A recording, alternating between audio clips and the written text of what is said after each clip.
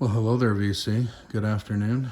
Um, your Vicar of Vinyl back with you. How you doing? How y'all doing today? I'm doing pretty good myself.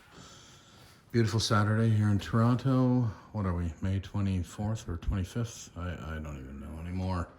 The days are all running into each other. I'm not going to go into why. We're still in lockdown here, but I'm not going to complain. I'm just not going to do that on this. I need to focus on the positive, focus on music, and that's why we're here. You don't want to hear me whine and moan. No, you don't. So, what am I doing here today? I am doing a response video to Emma over at 8 Vinyl Low, who did a video the other day, which I really enjoyed. And I thought, what a great video to do a response to. It was, what did she do? She chose 10 of her favorite first opening tracks to debut records of bands and artists. And I thought that was a great idea. And I wanted to, I actually let her know I was going to do a response video. And I commented on hers and thought it was great. And a lot of the choices she made, I could have doubled up here. And I'm not going to do that. I'm not going to double up. There were some great ones she chose that I could do that I wanted to do as well, or at least I thought about, and I'm gonna leave those out. And again, these are just 10. I just chose 10 of my favorites. These are not my this is not my complete list of favorite, and they are in no order whatsoever. This just happens to be 10 great opening tracks of debut records. And I wanted to kind of spread it out over a few decades. So let's get started. The first one I want to show. The band. Music from Big Pink. Phenomenal record. July 1968, I guess. Yeah, I think it is. July 1968. Music from Big Pink. And the tune is Tears of Rage. What just a fantastic opening track to just a outstanding complete record. This is a Dylan Richard Manuel. They wrote this, and I believe Manuel sings it, and it's just gorgeous. It's beautiful. What a beautiful way to start this record. I think this is actually an OG, Canadian OG.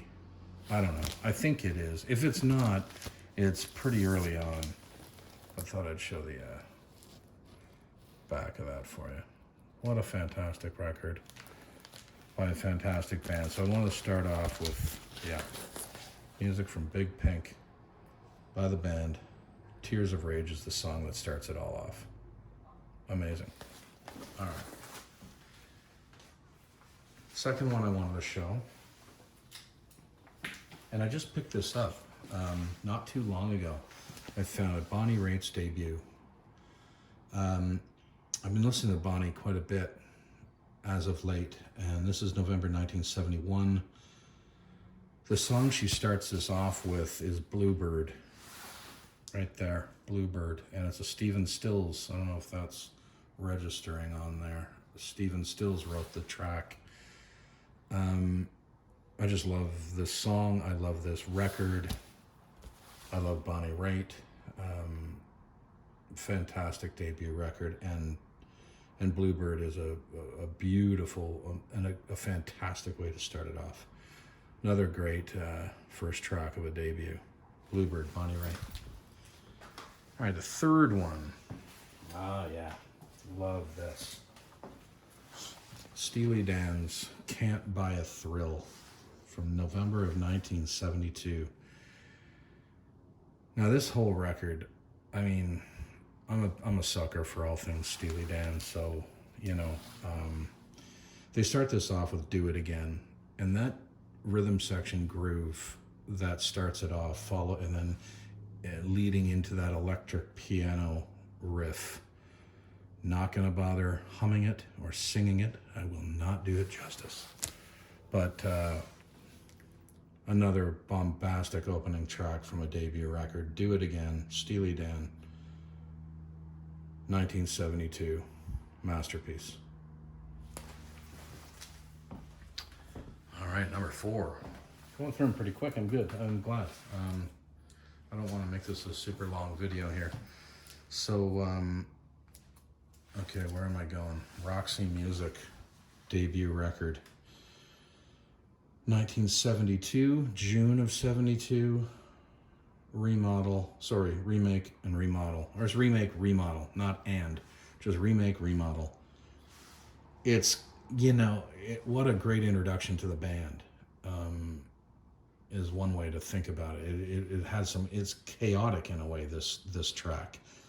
Punchy, but set the tone for what to expect from this band. Just a fantastic opening track of a fantastic debut. Oh, there it is there. Remake, remodel. 1972. God, I just love Roxy Music as well. Everything about them. Anyway, that is number 4. Oh, here's a beauty. I can remember hearing this for the first time, and I just couldn't believe it. Pretenders' debut, December of 1979. They start this off with a tune called Precious. Now that track, if you, they can go, it's a punk fused rock and roll. It's a tough song. It's rough. It's just really raucous. Look at this face. If there's this is a great band photo, by the way. I love this band photo on this, but Chrissie Hynde's attitude, I don't even know what else to say. You just look at that band. God, I love the Pretenders. I love Chrissie Hynde, and this record was a dynamite debut. And that way to start it off with Precious is phenomenal. Man, I love this record. 1979. December of, so it was the end of 79 going into 80. Wow. I can remember hearing this for the first time, Pretenders, and I was an instant fan. I couldn't get enough. Now, moving on. I don't think any list of debut records. I didn't know if I wanted to show this because for me it's just so obvious. I think there's 2, and no, really, this might be the most obvious one for me. Maybe 2. Maybe this one and the next one. But I don't know if a list of great opening tracks of great debut records can ever be complete without this barn burner. First of all, what else can you say? There's nothing that you can say. I can add to this to make it more interesting. Everyone has said everything there is to say about Led Zeppelin and this debut record. It's phenomenal. Front to back. But Good Times, Bad Times, starting this record off, I don't think you could have chose a better song to start it off. The showcasing of John Bonham's drumming in that opening track, I thought that was brilliant. It put Bonham immediately. That's the first song that people heard of Led Zeppelin while putting on an album, and it showcases John. You're like, wow, who is that drummer? I can't even imagine. It must have been, who is this drummer? I need to know everything about him. It's incredible. The footwork, it wasn't a double bass, it was a single bass, but it sounds like a double bass. The kick drum work and the groove of Bonham is absolutely stupendous on Good Times, Bad Times. Robert Plant's vocals, the guitar, it's raw. It's anyway, whatever. Everyone said everything about this record. No need to go on. Good Times, Bad Times, incredible opening track of an incredible debut record. Moving on to the 7th choice for this. And I guess this is sort of another obvious choice in a way. But again, this was another one that I don't think any list can be complete without King Crimson's "In the Court of the Crimson King." And I don't know if you can see it because it's dark, but 21st Century Schizoid Man opens up side one. And that is one incredible beast of a song. It's a punch in the face that starts this record off. And I mean, anyway, fantastic. King Crimson, "In the Court of the Crimson King" from 1969.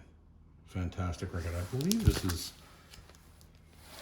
an original Canadian pressing. That Red Atlantic label is very, it says Canadian original to me, but I'll double check that, but I'm pretty sure it might very well be. It feels it. Certainly feels the weight of it. Certainly feels like it is. But anyway, fabulous record with an amazing opening track, 21st Century Schizoid Man. Number 8.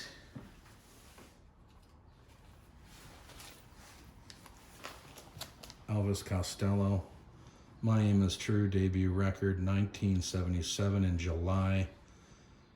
Now this is interesting because this has got to be the shortest opening track. It's 1 minute and 22 seconds. Welcome to the working week.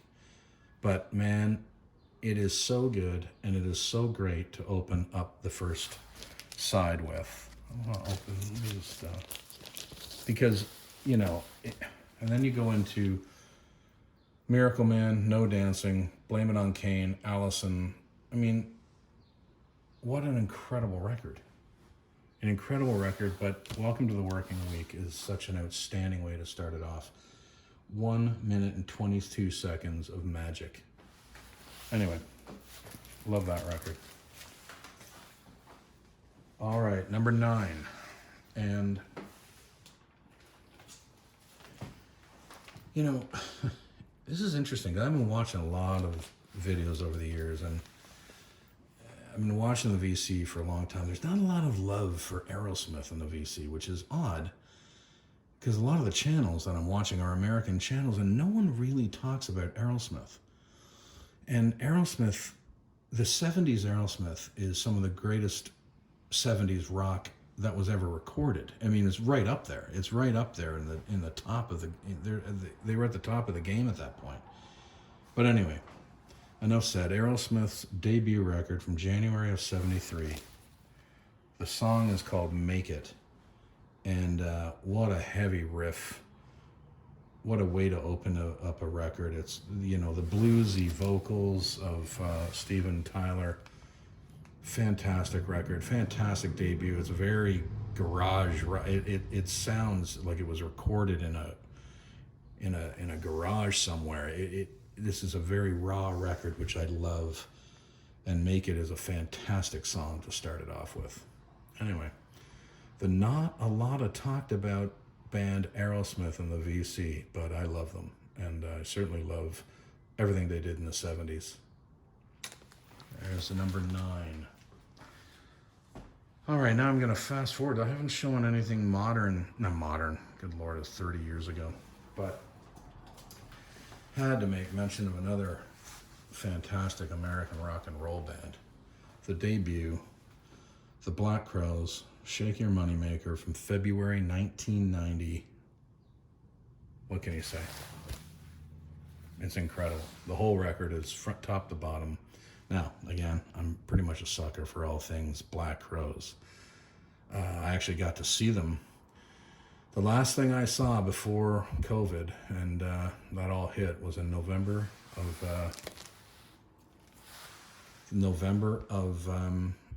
2019. We saw Chris and Rich Robinson with the new lineup of the Black Crowes play "Shake Your Moneymaker" front to back in Los Angeles, with a bunch of friends from high school. Went down, and we were just going on a vacation, but we happened to know they were there, and they were playing the Troubadour. Actually, let me see if I can move this camera up. without being too shaky. But this, there is the poster framed from November 14th at Troubadour in Los Angeles. Shake Your Moneymaker, front to back, Chris and Rich Robinson. What a fantastic night that was. Incredible, absolutely incredible. Wanted to show you that. But phenomenal debut record, and Twice as Hard was an incredible way to start it off. I don't even know if I mentioned that until now. Twice as Hard is the song. Great debut, fantastic opening track. Well, that's my response video for Emma at 8 Vinyl Low. Hope you enjoyed that. And if any of you want to, I would love to see others do this video and choose a bunch of debut records and choose the first songs that you love off them. Anyway, Vicar of Vinyl is out of here on this Monday, holiday Monday in Canada. Bye-bye.